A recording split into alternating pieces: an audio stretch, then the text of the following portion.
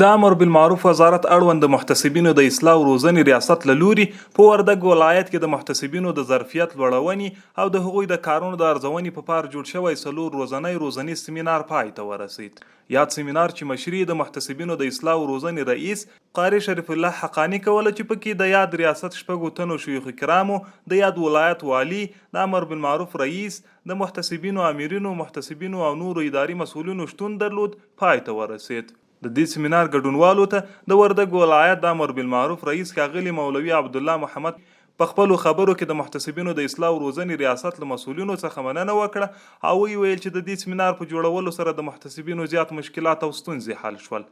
او محتسبینو وغوښتل چې له یاد سیمینار څخه اعظمي ګټه واخلي. د غراض د اصلاح او روزنې ریاست رئیس قاری شریف الله حقانی د سیمینار ارزیابي وکړه او له محتسبینو څخه په لیکلي او شفاهي ډول د سیمینار په اړه نظرونه واخیستل او زیاته یې کړه چې محتسبینو ته ډیر دروند مسؤلیت ته چې د انبیاء کرامو مسؤلیت دی ورسپارل شوی، چې محتسبین باید په چارو کې له حکمت څخه کار واخلي او د ټاکل شوی پالیسي په اساس کړنې ترسره کړي. ورپسې ناستې ته د یاد ولایت مرستیال والي د محتسبینو د کارونو ستاینه وکړه او له هغوی سره په کارونو کې د پوره همکاري ژمنه وکړه.